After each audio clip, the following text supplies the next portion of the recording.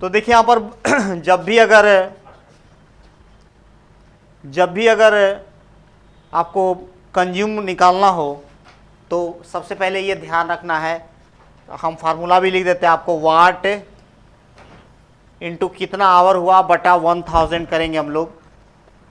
तो सबसे पहले देखिए यहाँ पर 10 अश्व शक्ति है, तो आपको पता होना चाहिए 1 HP का जो मोटर होता है अगर वाट में बदलिएगा तो 746 वाट होता है। तो 10 HP का मोटर है तो 10 इंटू 746 कर देंगे। और ये आपका आवर है एक दिन का 6, तो महीना में कितना दिन चलेगा, और बटा 1000 तो टोटल नंबर ऑफ यूनिट निकल गया।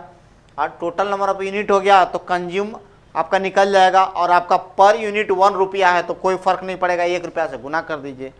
तो आप देख सकते हैं यहाँ पर 70 नंबर, देखिए यहाँ पर 70 नंबर कराए कि सरल आवर्त करते हुए कण का इसकी माध्य स्थिति से 5 सेंटीमीटर की दूरी पर त्वरण 15 सेंटीमीटर पर सेकंड स्क्वायर है तो इसका आवर्त काल होगा। ए particle is executing simple harmonic motion in which the acceleration of the particle at a distance of 5 centimetre from its mean position is 15 पर सेकंड स्क्वायर इस टाइम पीरियड। देखिए कैसे इसको करेंगे, तो ए बराबर होता है ओमेगा स्क्वायर एक्स, मैग्नीट्यूड में हम लोग ले रहे हैं। ए का मान दिया हुआ है यहाँ पर देखिए 15,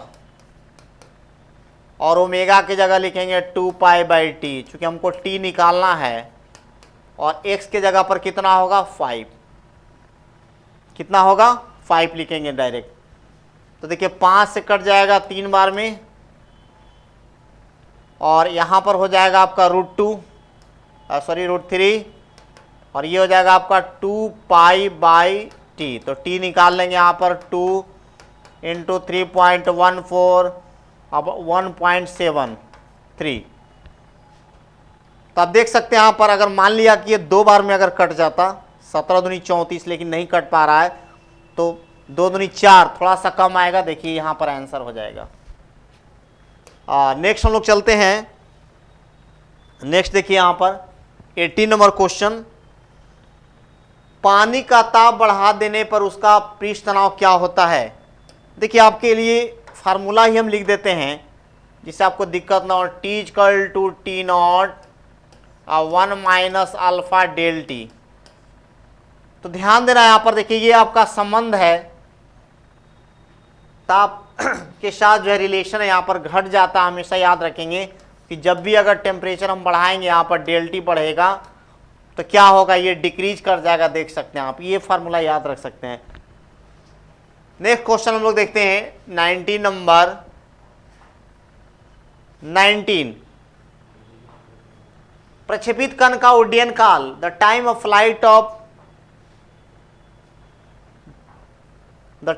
फ्लाइट प्रोजेक्टाइल इज। तो ये आपका दिया हुआ है, टाइम ऑफ फ्लाइट निकालना है। देखिए एकदम इजी है, टी बराबर 2u साइन थीटा बाई जी। तो 2u का मान देखिए 40 दिया हुआ है आपका, 40 मीटर पर सेकेंड है, क्या है 40 मीटर पर सेकेंड। और साइन 30 का मान होता है 1/2, और जी का मान यहाँ प्रोवाइड किया गया 10, कट जाएगा 2 से 2 कट जाएगा, बच गया 4 सेकेंड हो जाएगा। ये आंसर हो जाएगा, देख सकते हैं। 20 नंबर क्वेश्चन को देखिए 20, एक स्प्रिंग की लंबाई आधी कर दी जाए तो उसका बल नियतांक क्या होगा। देखिए के बराबर होता है आपका यंग्स मॉडुलस A/L। अगर आप कोई स्प्रिंग को काट रहे हैं यहाँ पर, तो अगर काटने के बाद उसका लेंथ क्या हो जाएगा, देखिए यहाँ पर एरिया ऑफ क्रॉस सेक्शन देखिए नहीं बदलेगा, ध्यान से देख सकते हैं। देख सकते हैं यहाँ पर ये क्रॉस सेक्शन तो नहीं बदल रहा है उसका, जो आपका एक्टिव स्प्रिंग होगा उसका एरिया ऑफ क्रॉस सेक्शन नहीं चेंज होता है, ये वही रहेगा, लेकिन L/2 हो जाएगा। देखिए L/2 क्या होगा 2 यंग्स मॉडुलस A/L। आप देख सकते हैं इसका वैल्यू क्या होगा, K1 बराबर 2K, ये दूना हो जाता है। देखिए यहाँ पर माने जितना भाग में काटा जाएगा उतना गुना हो जाएगा। ये आप याद रखेंगे, बड़ा ही इंपॉर्टेंट कंसेप्ट है ये। 21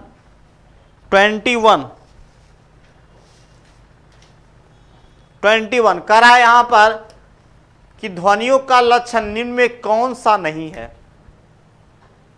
तो which of the following is not a, देखिए यहां कैरेक्टरिस्टिक ऑफ साउंड।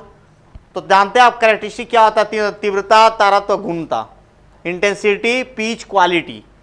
ये देखिए ध्रुवन नहीं है, देख सकते हैं आप, ध्रुवन उसका क्वालिटी नहीं है।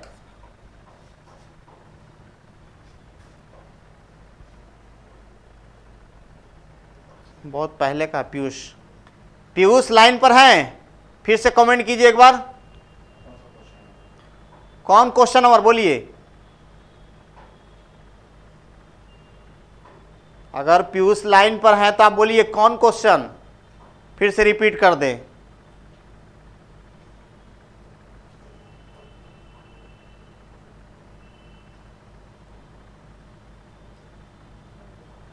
नहीं है, छोड़ दिया पहले। चलिए 22 देखिए यहां पर कराए कोशिका का श्वसन स्थल है, द प्लेस ऑफ, वो 17 नंबर, ठीक है 17 नंबर देखिए, 17 नंबर,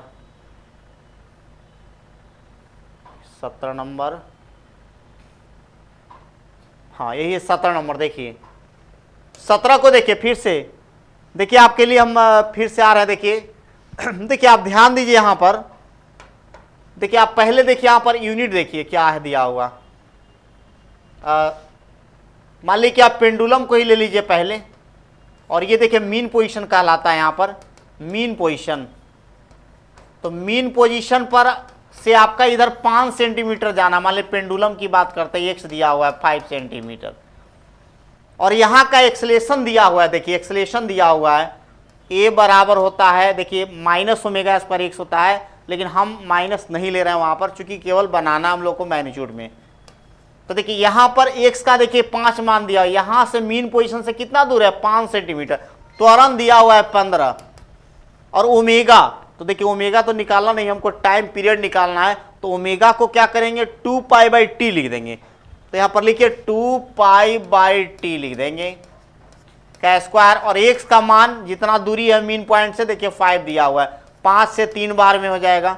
अब देखिए इसको दिमाग लगा के सॉल्व करते हैं हम लोग। √3 4π² सॉरी √3 हो गया उधर, तो इधर तो एक सेकंड, इसका तो हाँ देखिए यहां पर, अब देखिए यहां पर देखिए यह स्क्वायर को हम उधर ले जाके रूट चढ़ा लिए।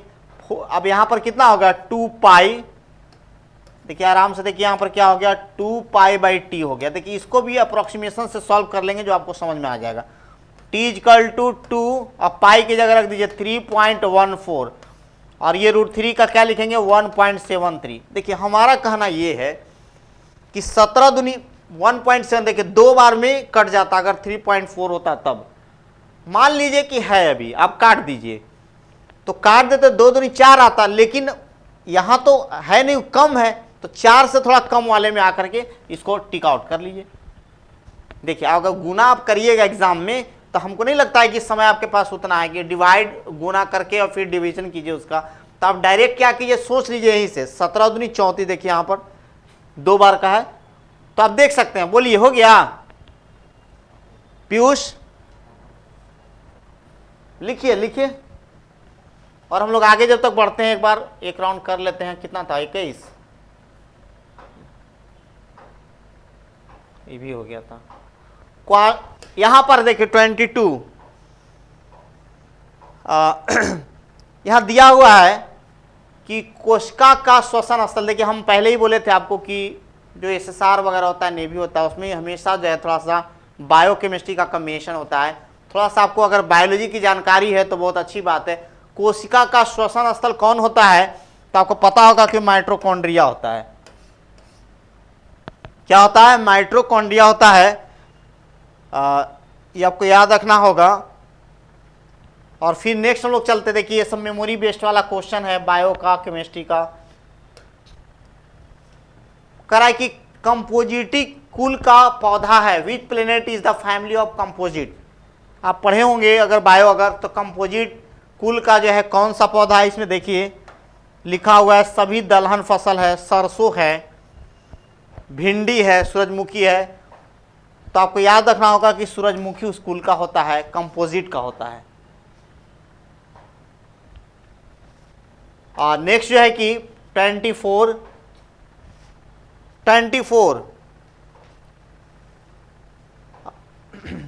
कराए कि कच्चे तेल को उसके घटकों के किस विधि के द्वारा अलग किया जाता है। The chemical process which is used in splitting of crude oil in the component. देखिए बहुत इंपॉर्टेंट भी है ये। जैसे आपका पेट्रोल मिलता है, डीजल मिलता है, किरोसिन तेल मिलता है, वैसलीन मिलता है, ये सब क्या होता है, तो ये जो है ना आंशिक आसवन द्वारा डिस्टिलेशन होता है, उसी से मिलता है ये। क्योंकि हर टेम्परेचर पर अलग अलग वो निकलते जाता है और ये बहुत इंपॉर्टेंट है ये क्वेश्चन। ये आप याद रखेंगे थोड़ा, ये आता रहता है बार बार। देखिए ये आप इंपॉर्टेंट है VBI। अब देखिए 25 नंबर क्वेश्चन हम लोग चलते हैं। 25 कराए कि निम्न में से कौन कास्टिक सोडा का एक उपयोग नहीं है। Which of the following is not use of caustic soda. देखिए कास्टिक सोडा जो है कि आप साबुन बनाने में होता है, कपड़ा मेकिंग क्लॉथ एंड पेपर उसमें भी कास्टिक सोडा होता है यूज, पेट्रोलियम साफ करने में भी होता है, लेकिन ब्लीचिंग पाउडर में नहीं होता है। देखिए यहाँ पर ध्यान दीजिए, ये आपका पहला ही ऑप्शन हो जाएगा। इसमें जो है प्रयोग का उपयोग नहीं है, ये ध्यान देना। बाकी सब में होता है, साबुन बनाने में होता है, याद रखेंगे, कपड़ा बनाने, पेपर बनाने में, प्यूरिफिकेशन ऑफ पेट्रोलियम में होता है, लेकिन ब्लीचिंग पाउडर में नहीं होता है। तो इस तरह हमारा 25 क्वेश्चन जो है कि हो गया। देखिए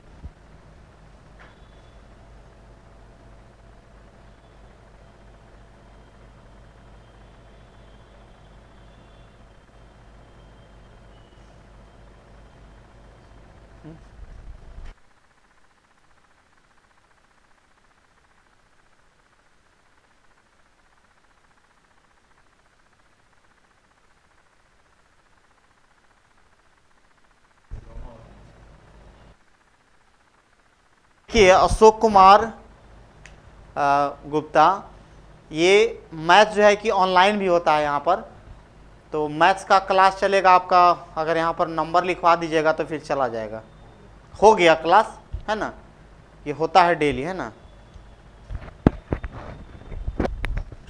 कोई डाउट हो तो पूछो sir, live question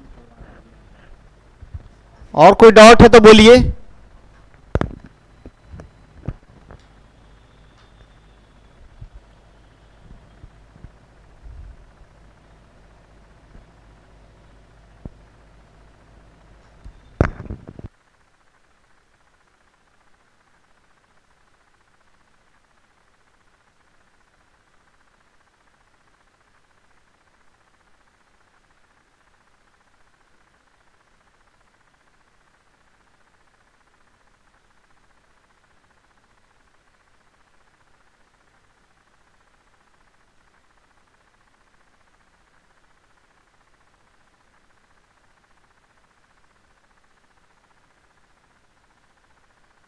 number question देखिए,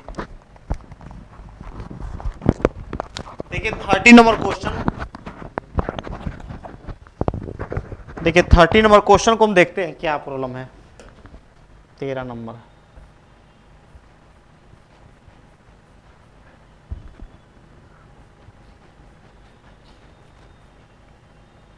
तेरह, इससे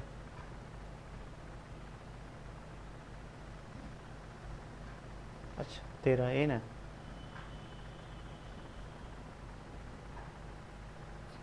देखिए 13 नंबर एक क्वेश्चन है ये ना।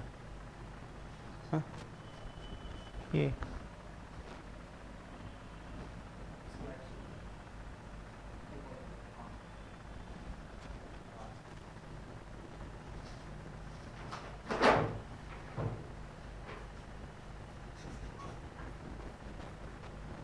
हो जाएगा, रुकिए ना। 30 नंबर देखिए आ जा रहा है तुरंत।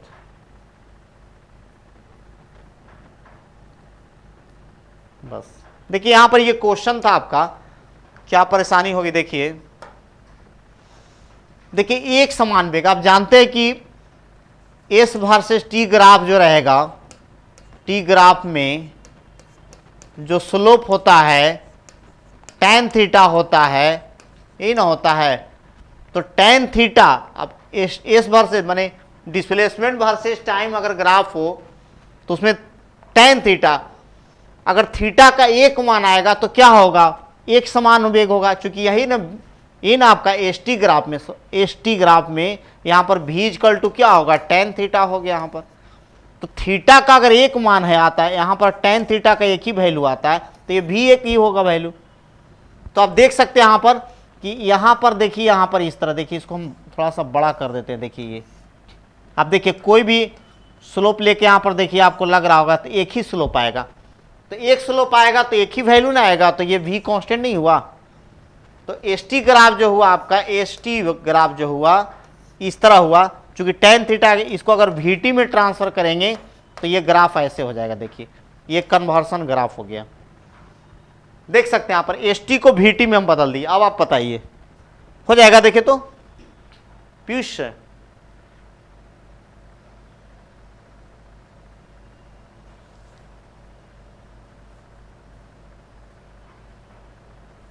देखिए हो गया पीयूष।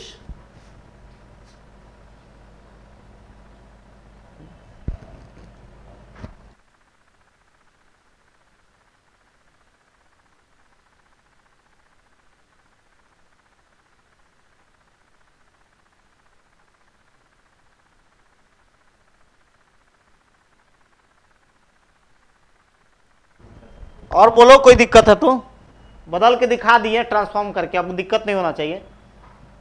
एस टी को vt में करके इसी देंगे ना तो आपको क्लियर हो जाएगा। और बोलिए कोई, कि हो गया, छोड़ दे।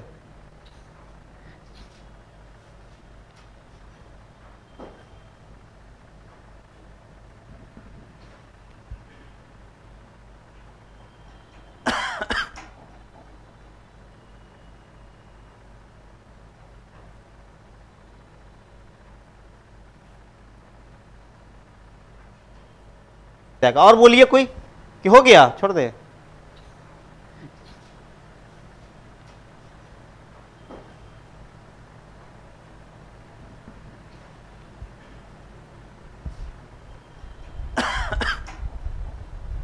नहीं है अब दिक्कत। ओ पीयूष, नहीं के नहीं है अब दिक्कत, तो लिखा गया है सब। और बोलिए कोई, कि हो गया, छोड़ दे। फिर से लिखिए अच्छे से।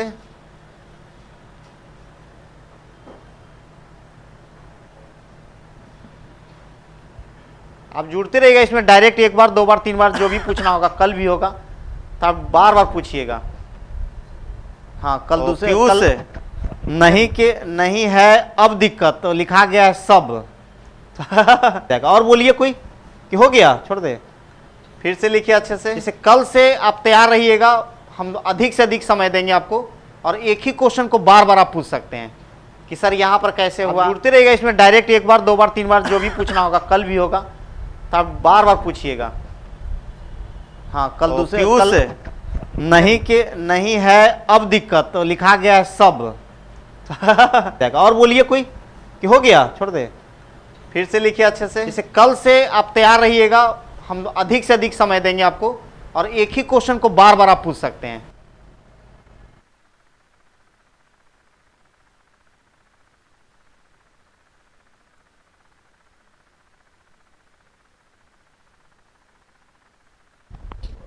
कौन कौन अभी, कौन बोलिए, क्या है अभी, बोलिए बोलिए, कौन वाला कर दे, फिर से बोलिए। इसी को देखिए, यहाँ पर ध्यान देना है आपको, अगर आप इसको प्रॉब्लम हो रही है, देखिए यहाँ पर कभी भी देखिए, आप फिर से ट्रांसफॉर्म करके दिखा देते हैं। देखिए यहाँ पर ये अगर मान लिया जाए कि एस टी है, आपको पता नहीं चल रहा है कि क्या चीज़ का ग्राफ है, तो पहले तो आप ध्यान दीजिए यहाँ पर कि एस में टी से डिवाइड कर दीजिए। देखिए मीटर पर सेकेंड होगा, तो ये वेलोसिटी का ही होगा। अगर, और ये ध्यान देना है आपको कि tan थीटा स्लोप इसमें जो होता है ना, वो ये होता है ds/del t, यही v होता है। देखिए यहाँ पर स्लोप निकालेंगे अब देखिए ये आपको पता नहीं चल रहा है तो इसका ट्रांसफॉर्मेशन कर ले रहे हैं, क्योंकि देखिए यहां पर थीटा का एक ही वैल्यू आएगा ना, यहां पर आप यहां लीजिए ट्रेंगल, यहां लीजिए, एक ही वैल्यू आएगा देखिए थीटा का। देखिए यहां पर इसको अगर हम लोग वीटी में चेंज कर ले तो अब आपको कोई दिक्कत नहीं होगा। देख लीजिए ये एसटी ग्राफ को वीटी में हम लोग कर सकते हैं एक समान वेग के लिए। तो ये देखिए आप कंफर्म समझ जाते हैं कि टाइम बढ़ रहा है तो नहीं बढ़ रहा है, लेकिन इसमें आपको एसटी में आपको स्लोप के फॉर्म में जाना होगा। टेन थीटा जो होगा del s by del t ये भी होगा, तो इसका एक वैल्यू होगा तो भी एक वैल्यू होगा। देख सकते हैं आप।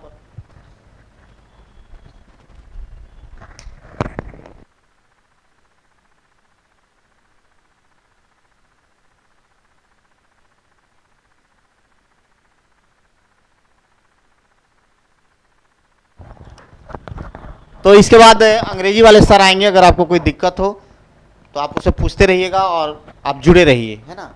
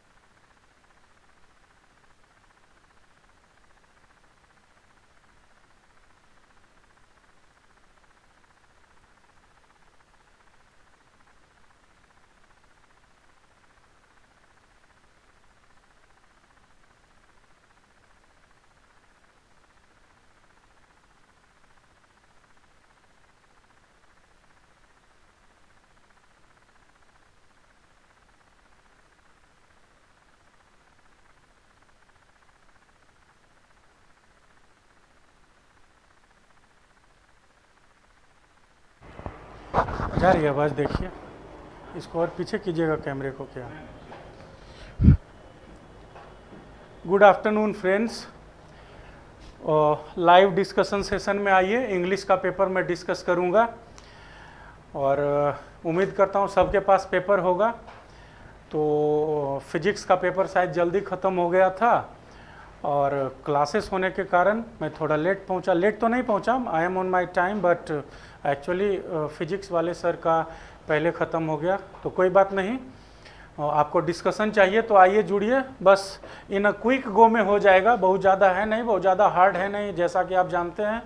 और आप लोग भी पढ़े हुए हैं, सिलेबस आपका कंप्लीट हो चुका है, तो बहुत आसान तरीके से समझ भी जाइएगा। आइए जुड़िए।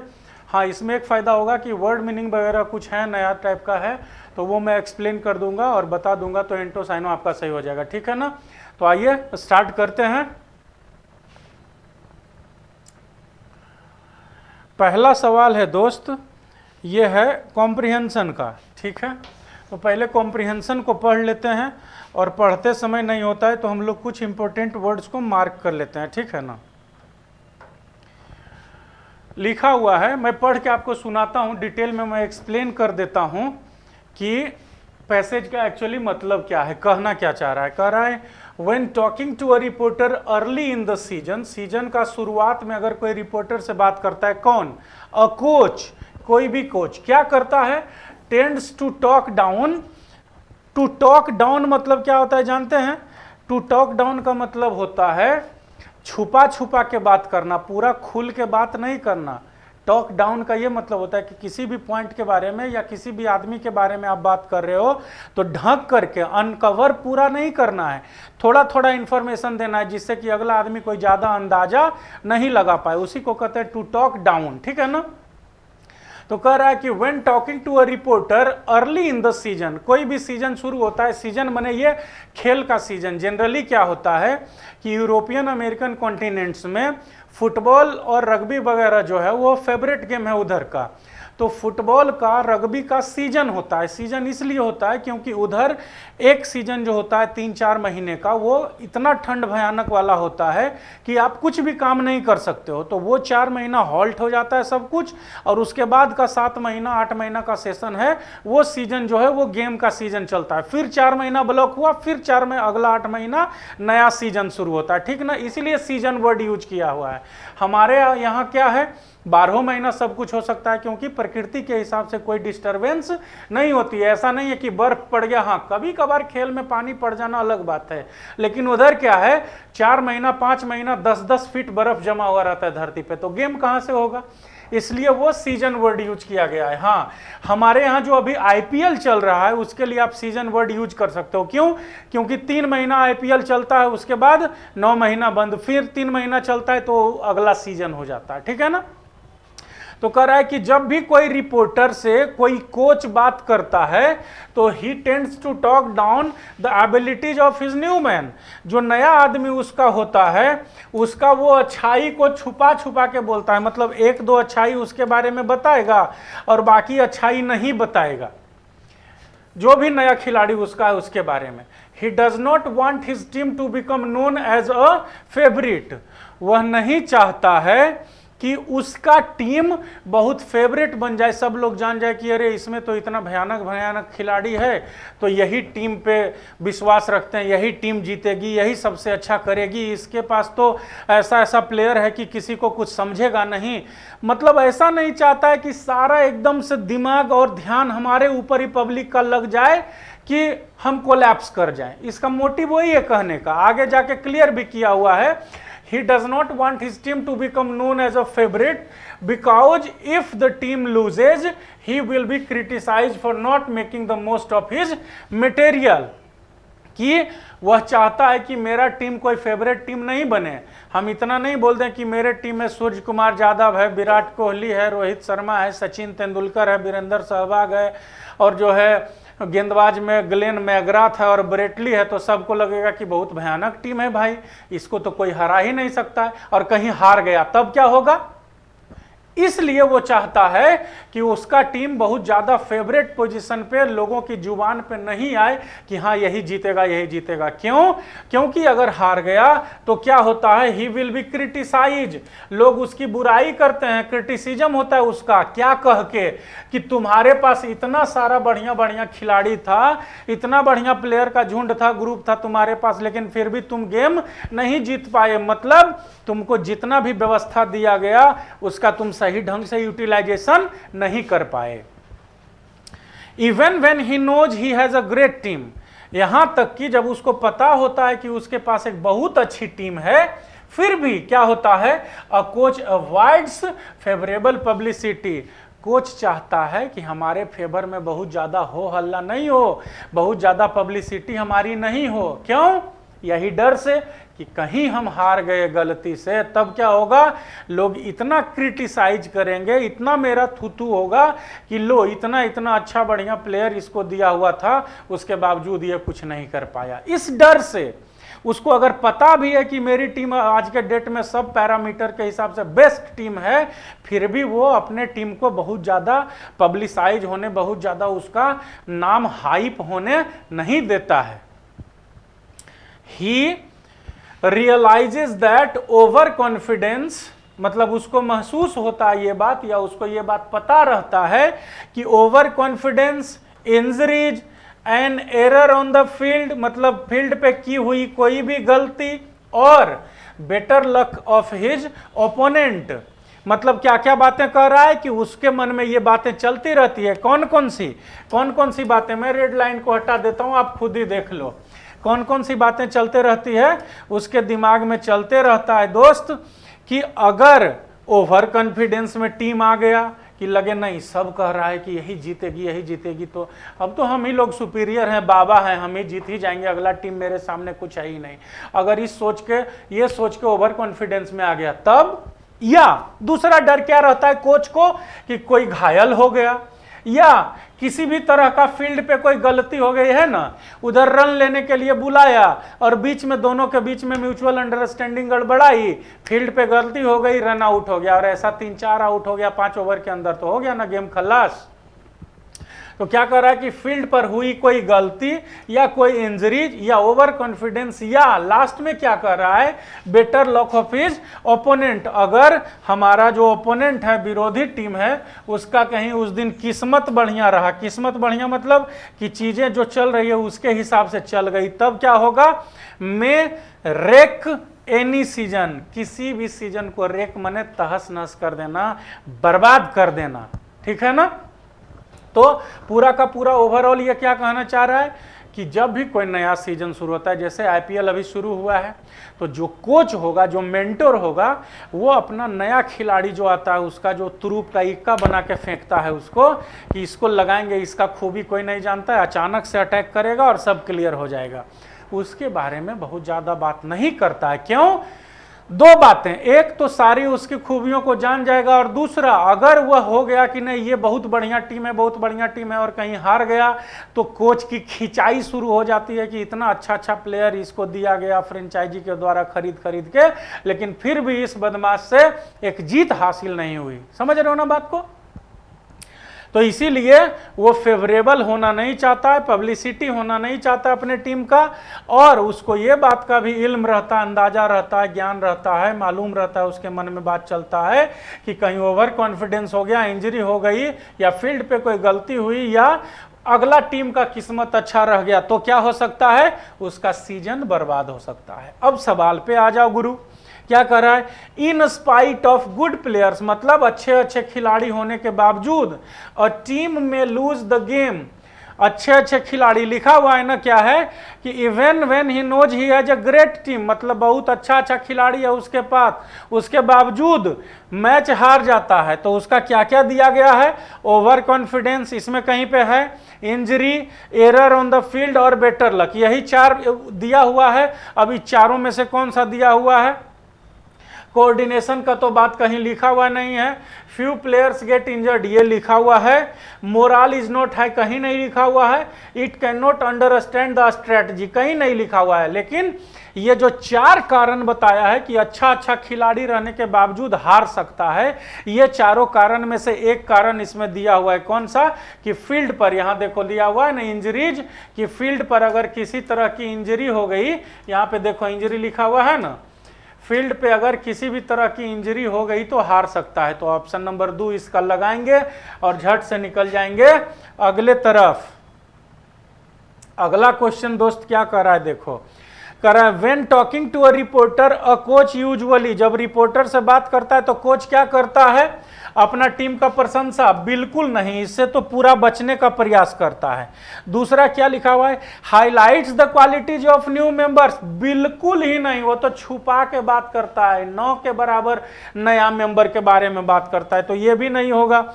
तीसरा does not acquaint him, acquaint माने होता है जानकारी देना, बातों को बताना। Does not acquaint him with the full potentialities of the new player, मतलब जो नया खिलाड़ी है उसका पूरा पोटेंशियल के बारे में कोच नहीं बताता है। Option number 3 is the right answer, directly taken from the paragraph. लिखा हुआ है ना, क्या है? A coach tends to talk down the abilities of his new man. He does not want his team to become known. ठीक है ना? तो ऑप्शन नंबर 3 इसका सही आंसर होगा दोस्त। अगला सवाल क्या कर रहा है? फटाफट से 10 मिनट में सारा मैं करके दिखाता हूं, आप टाइमर ऑन कर लो अभी से बस 10 मिनट में आपका पेपर मैं क्लियर करता हूं। फिर कर रहा है if a favourite team loses his game, अगर कोई फेवरेट टीम होती है और गेम हार जाता है तो क्या होता है? देखो डायरेक्टली लिखा हुआ है he will be criticised for not making most of his material, मतलब उसके पास जितना सुख सुविधा दिया गया उसका भरपूर उपयोग उसने नहीं किया, इस बात के लिए उसकी थूथू मचेगी, उसका क्रिटिसाइज होगा। तब क्या होगा? Feel let down? नहीं। फैंस क्यों लेट डाउन फील करेंगे? अपने आप में गिल्ट क्यों फील करेंगे फैंस? नहीं। Fans accuses its members of lack of commitment? ये भी नहीं। किसके ऊपर में भंडा फूटता है? ही लिखा हुआ है, किसके लिए? कोच के लिए। तो लिखा हुआ है blame the coach for not providing necessary training. Option number 3 is the right answer for this question. And moving on to the next question. पिछला का ऑप्शन नंबर 3 था, अगर छूट गया हो तो स्पीड हो गया हो तो ठीक है, कि अगर कोई भी टीम हार जाती है मैच तो क्या होता है? कोच का क्रिटिसिज्म होता है। कोच को कहा जाता है कि इतना सारा आपको दिया गया था ऑप्शन अपॉर्चुनिटी, फिर भी उसका यूज आप नहीं किए, आप पे लानत है। फिर कह रहा है if his team is elevated to the position of a favourite it में, अगर कहा जाता है, इधर देखो लिखा हुआ है अवॉइड्स फेवरेबल पब्लिसिटी, किस लिए? क्योंकि ओवर कॉन्फिडेंस इंजरी कुछ भी हो जाएगा तो उसका सीजन बर्बाद हो जाएगा। तो यहां देखो लिखा हुआ है क्या? If his team is elevated to the position of a favourite it में क्या हो सकता है? बिकम ओवर कॉन्फिडेंट लिखा हुआ तो है लाइन में। आगे देखते हैं फील ओबलाइज्ड टू विन, कहीं नहीं लिखा हुआ है। हैव इंथुजियास्टिक फैंस, कहीं नहीं लिखा हुआ है। इजिली इंटिमिडेट द राइवल्स, कहीं नहीं लिखा हुआ है, लेकिन ओवर कॉन्फिडेंस लिखा हुआ है। तो इसका ऑप्शन नंबर 1 मारो और अगले क्वेश्चन पे चलो तुरंत एकदम। अगला क्वेश्चन कह रहा है in spite of everything favourite a team में लूज द गेम। क्या होता है कि सब कुछ फेवरेट रहेगा, बढ़िया प्लेयर रहेगा, सब कुछ रहेगा, उसके बावजूद टीम गेम हार सकती है। उसका 4 कारण दिया हुआ है, देख लो। ओवर कॉन्फिडेंस, इंजरी, फील्ड पे किया गया कोई गलती, और अगला आदमी का, अगला टीम का अगर बढ़िया लक रह गया तो। अब कौन सा ऑप्शन है खुद ही ढूंढ लो, तुम्हारे सामने लिखा हुआ है। स्मार्टर है? नहीं है। जस्ट गुड मटेरियल है? नहीं है। आर मोर रिलैक्स्ड लिखा हुआ है? नहीं है। लिखा हुआ है are favourable by chance and circumstances, मतलब उसका किस्मत और वस्तु स्थिति समय बढ़िया रह गया तो क्या होगा? ये हार सकता है। और मेरे दोस्त ये लास्ट में better luck of the opponent, ये सामने क्लियरली लिखा हुआ है, ये चमकते हुए कह रहा है कि इस क्वेश्चन का ऑप्शन नंबर 4 होना चाहिए सही ऑप्शन।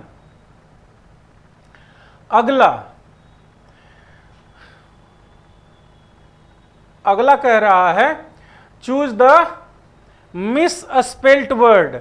अब मिस स्पेल्ट वर्ड में स्पेलिंग चेक करो कौन सा है। ये लो ले लेता हूं।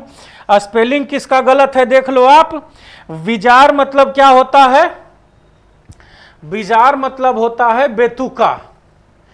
प्रीपोस्ट्रस मतलब क्या होता है? देख लो, स्पेलिंग चेक करने का जहां भी बात आ रहा होगा, जहां कहीं भी आपको यह लगे कि स्पेलिंग चेक करना है, तो स्पेलिंग को आप इस तरह से चेक करो, वर्ड का प्रोनाउंसिएशन आप इस तरह से करो कि एक वर्ड होता है सिलेबल। सिलेबल मतलब क्या होता है कि किसी वर्ड को टुकड़ों टुकड़ों में जब आप बांटते हो तो मीनिंगफुल कितना टुकड़ा निकलता है, उसको सिलेबल कहते हैं। जैसे ब्यूटीफुल कितना टुकड़ा हुआ? ब्यूटी और फुल 2 टुकड़ा। अनकॉन्शियस 3 टुकड़ा, तो इसका हुआ 3 सिलेबल। ब्यूटीफुल का हो गया 2 सिलेबल, उसको बोलते हैं सिलेबल। तो आप हमेशा सिलेबल पे ध्यान दो, टुकड़ों पे ध्यान दो। तो क्या लिखा हुआ है?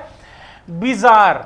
बिजार BIZ, BI से बाय या बी हो गया, और जार ZARRE, बिजार या बिजारे भी पढ़ा जाता है इसको कभी। तो BIZARRE बिजार तो अपने आप में सही है। ये लिखा हुआ है ग्रोटेस्क। ग्रोटेस्क मतलब क्या होता है दोस्त? ग्रोटेस्क मतलब होता है अगली। ग्रोटेस्क मतलब होता है UGLY, अगली, मिसमैनेज्ड, खराब, कुरूप, सड़ा हुआ, बर्बाद, उसको कहते हैं ग्रोटेस्क। यह स्पेलिंग भी सही है। विजार मतलब होता है विचित्र, यह स्पेलिंग भी सही है। फिर क्या लिखा हुआ है? प्रीपोस्ट्रस। प्रीपोस्ट्रस मतलब क्या होता है जानते हो? प्रीपोस्ट्रस मतलब होता है बेतुका, बिना मतलब का, जो ऐसे ही बिना मतलब का बोलते रहता है। एब्सर्ड जिसको बोलते हैं, ABSURD, एब्सर्ड जिसको बोलते हैं बेतुका, वो होता है प्रीपोस्ट्रस। और है कॉन्ग्रुअस। तो कॉन्ग्रुअस का स्पेलिंग कैसे होता है? CONGRUOUS। ये जो लगाया हुआ है ये वो बीच में गलत है, तो ऑप्शन नंबर 4 जो लिखा हुआ है वो गलत स्पेलिंग है। होना चाहिए था CONGRUOUS। कॉन्ग्रुअस मतलब होता है अकॉर्डिंगली, ACCORDINGLY, मतलब किसी के हिसाब से मिलना, किसी के जैसा होना, किसी में फिट कर जाना, उसको बोलते हैं कॉन्ग्रुअस। ठीक है, तो ऑप्शन नंबर डी गलत लिखा हुआ था।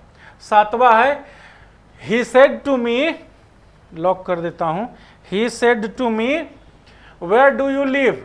ये नरेशन पूछ रहा है, इंटरोगेटिव पूछा हुआ है, WH से शुरू हो रहा है, तो बीच में दैट वगैरह लगेगा नहीं, और बाद वाला जो होता है वो अफर्मेटिव हो जाएगा। ये रूल है। तो लिखा हुआ रहेगा ही सेड टू मी, ये कन्वर्ट हो जाता है, सेड टू कन्वर्ट हो जाता है आस्क्ड में, और उसके बाद क्या होता है, अंदर जो इंटरोगेटिव होता है वो अफर्मेटिव बन जाता है। अफर्मेटिव बनने का क्या मतलब हुआ?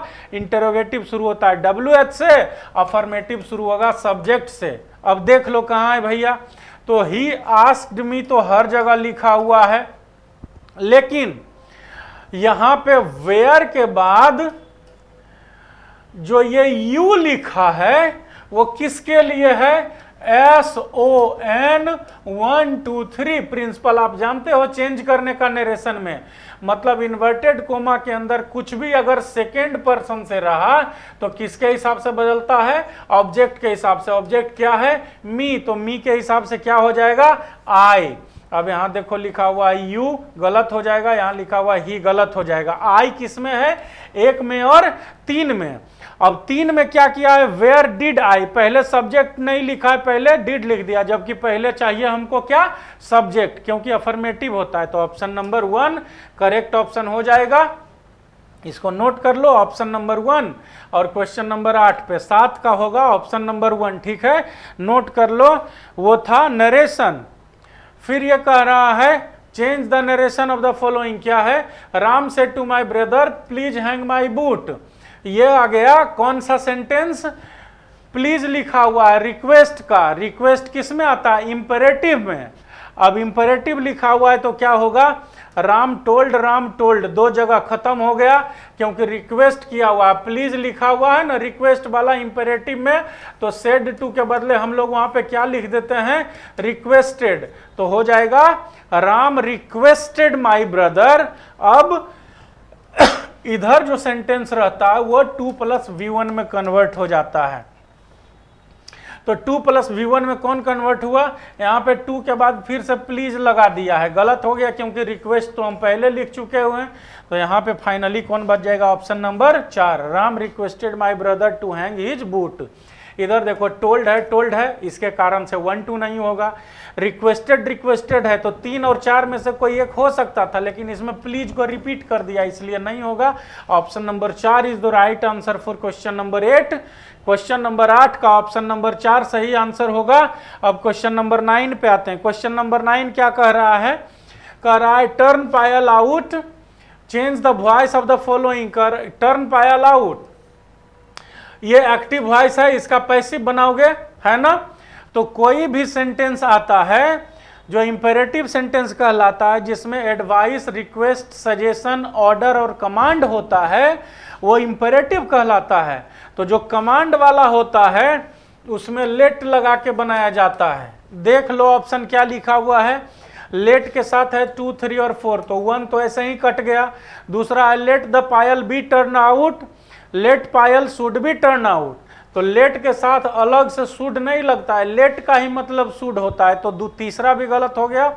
और let Payal be turn out, तो क्या हो जाएगा, द पायल के चलते ये गलत हो गया। Option number 4 will be the right answer, let Payal be turned out.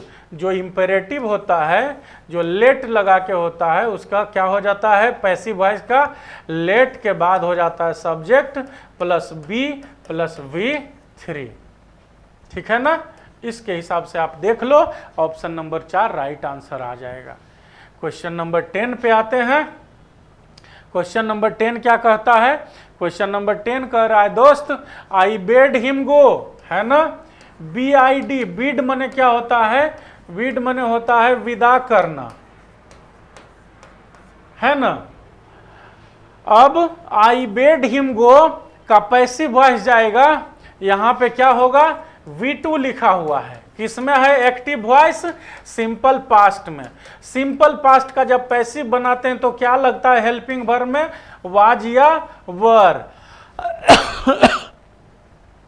Object क्या है दोस्त, हिम, ये बनेगा पैसिव में, सब्जेक्ट तो हो जाएगा ही के साथ वाज लगेगा कि वेयर, जल्दी बताइए, ही के साथ लगेगा वाज, तो ही के साथ वाज लगा हुआ कौन कौन सा है, दूसरा और तीसरा। अब इन्हीं दोनों में कोई सही होगा, देख लो। He was bidden to go, he was bidden me to go out, ये जबरदस्ती बनाया है। Option number 2 will be the right answer, 10 का हो जाएगा ऑप्शन नंबर 2। अगला है कॉमन एरर का, देख लो कहां लिखा हुआ है, as the teacher arrived in the class. Arrived लिखा हुआ है मतलब V2 हो गया पास्ट का मेरे दोस्त, और यस्टरडे भी लिखा हुआ है। द स्टूडेंट्स स्टैंड अप, क्या हो जाएगा, ये भी पास्ट में होगा, स्टैंड के जगह पे हो जाएगा स्टूड। स्टैंड को काटिए, स्टूड लगाइए, ऑप्शन नंबर 3 में एरर मारिए और आगे निकलिए। इसका करेक्ट होगा ऑप्शन नंबर 3, और होगा क्या आंसर, स्टैंड के जगह हो जाएगा स्टूड, STOOD, स्टैंड का V2 होता है स्टूड। 12 में क्या लिखा हुआ है, 12 में लिखा हुआ है remove too, he is too innocent for a leader, मतलब एक नेता बनने के लिए वो बहुत ज्यादा मुलायम है, उसको कोई भी चबा जाएगा, बहुत इनोसेंट है, बहुत लल्लू टाइप का है, बहुत ज्यादा होशियार है नहीं, मतलब क्या है कि यह लीडर बनने के लायक नहीं है। तो क्या हो जाएगा, he is so innocent that he can not be a leader. किधर लिखा हुआ है, देख लो, देख लो, he is so innocent that he can not be a leader, option number 4।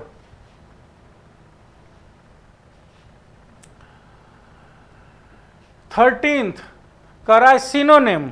Seize मतलब क्या होता है बताओ, सीज मतलब होता है, किधर गया, सीज मतलब होता है बंद कर दिया जाना, रोक दिया जाना, है ना, कंट्रोल कर लिया जाना या पूरी तरह से रोक दिया जाना, जब्त कर लिया जाना। सीज माने जब्त कर लिया जाना। अब होता है सिनोनिम ना, पूछ रहा है, हाँ देखो सिनोनिम है, इनिशिएट माने शुरू करना, ओरिजिनेट माने शुरू करना, डिसकंटिन्यू माने रोक देना, छोड़ देना, और अप्रूव माने किसी को सही ठहरा देना।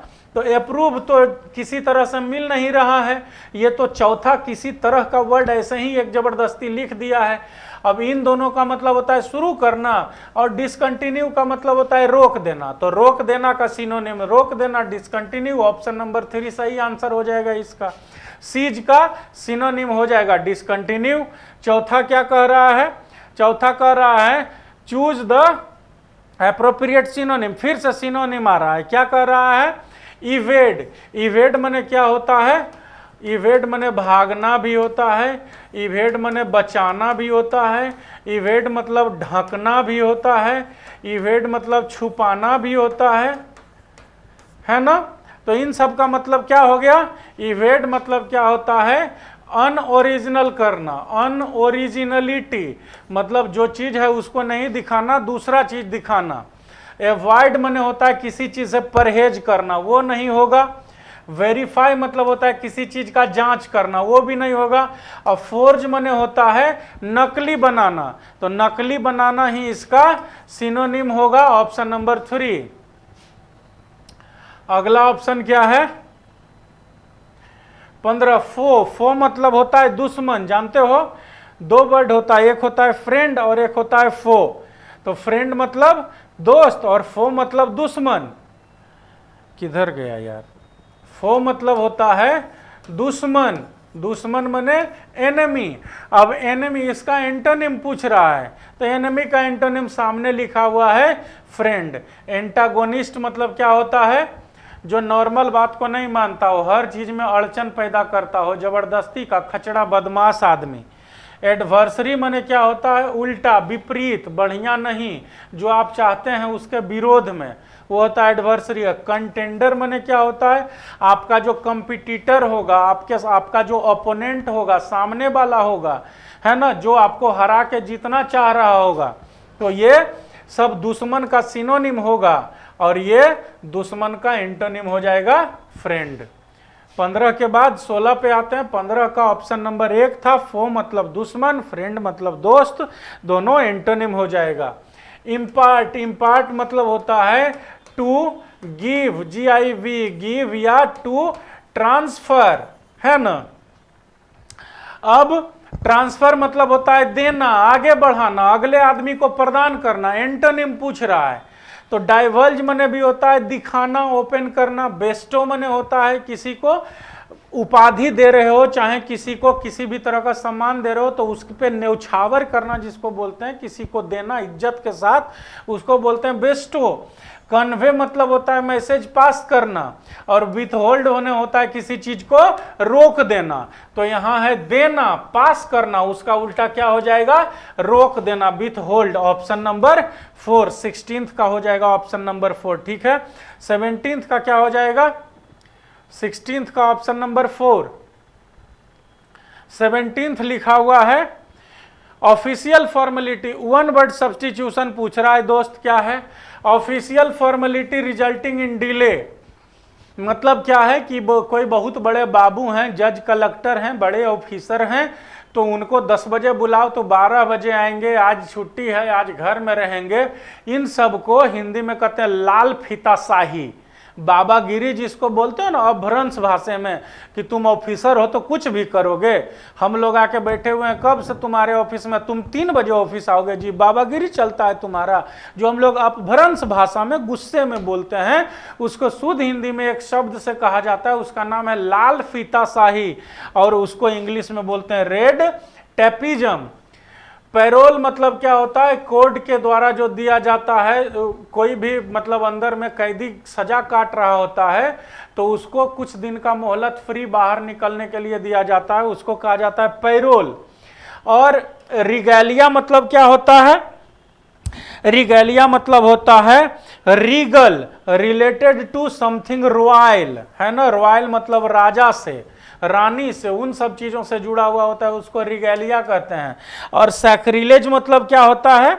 सैक्रिलेज मतलब होता है अपवित्र करना, है ना, किसी चीज को अपवित्र करना, दैट इज सैक्रिलेज। तो सैक्रिलेज नहीं होगा, रिगैलिया नहीं होगा, पैरोल नहीं होगा, क्या होगा? रेड टेपिज्म, लाल फीताशाही, ठीक है। अगला देखो, 18th क्या कह रहा है? 18th भी OWS है। ये कह रहा है a place where pigs are kept, a sty. इधर से ही पता चल रहा है, अस्टाई मतलब होता है सुअरों के रहने का जगह। अस्कबर्ड मतलब क्या होता है? अस्कबर्ड माने होता है मेरे दोस्त म्यान, जिसको बोलते हो ना, म्यान, जिसमें क्या रखा जाता है? तलवार रखने का जो जगह है उसको स्कैबर्ड बोलते हैं। और अपना छोटा छोटा सामान रखने वाला उसको कबर्ड बोलते हैं ना, कबर्ड लगा हुआ है मेरे टेबल में या रूम में, कबर्ड में नहीं था कोई सामान। और तलवार जिसमें रखते हैं, म्यान जिसको बोलते हैं, उसको बोलते हैं स्कबर्ड। अस्टाई मतलब होता है बहुत ही गंदा और बहुत ही घटिया चीजों या लोगों के रहने का जगह या सुअरों के रहने का जगह। और स्कलरी मतलब क्या होता है? स्कलरी कटलरी से मिलता जुलता है। इसका मतलब होता है बावर्ची का असिस्टेंट, किचन में जो खाना बनाने वाला शेफ होता है उसका जो असिस्टेंट होता है उसको कहते हैं बावर्ची। और अस्तबल मतलब क्या होता है? अस्तबल माने घोड़ों का या गाय भैंस के रहने का जो जगह होता है, गौशाला जिसको बोलते हैं, या घोड़ों का रहने का जो जगह होता है उसको अस्तबल बोलते हैं हिंदी में, और इंग्लिश में STABLE अस्तबल बोलते हैं। 18th का हो जाएगा ऑप्शन नंबर 2, सुअरों के रहने के जगह को बोलते हैं अस्टाई। 19th क्या कहता है? 19th कह रहा है डाई हार्ड। डाई हार्ड माने क्या होता है?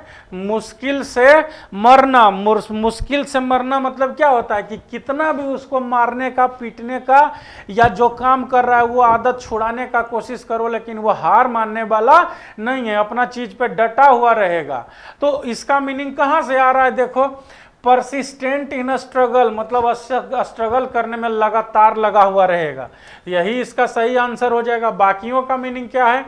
Out of element. Out of element का मतलब होता है कि आपका अपना चमक में नहीं रहना, मतलब जिस चीज के लिए आप जाने जाते थे उसमें अब नहीं है। जैसे कोई पहलवान आउट ऑफ एलिमेंट हो गया, मतलब सारा दाव पेच भूल गया।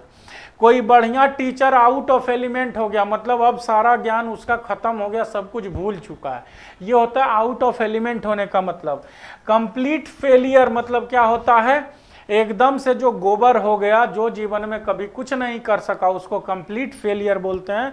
और हार्ड टू डिफीट, जिसको हराना आसान हो, तो उसका ये मतलब नहीं है। ये कह रहा है डाई हार्ड, जो हार मुश्किल से मानने वाला नहीं, जो हमेशा कड़ा स्ट्रगल करता हो। 19th का हो जाएगा option number 1, persistent in struggle. 20th का क्या हो जाएगा? Fill in the blanks. देखो लिखा हुआ है ना, if I were conditional statement है, केस ऑफ अनफुलफिल्ड डिजायर्स। तो यहां वर के साथ ऐसा में हमेशा वुड लगता है। अब वुड लगा हुआ किसमें है? 3 में, तो I would help you. 2 structure देखो होता है, और सब्जेक्ट कोई भी हो उसके साथ वेयर लगा तो वुड, और हैड लगा हुआ रहेगा तो होता है वुड हैव। ठीक है ना? कंडीशनल स्टेटमेंट है, कंटिन्यूटी वाला नेचर आ जाएगा, तो इसी वुड में बी लग जाता है और इसी हैव में बीन लग जाता है। ये सब ध्यान में रखना, इंपॉर्टेंट चीज है।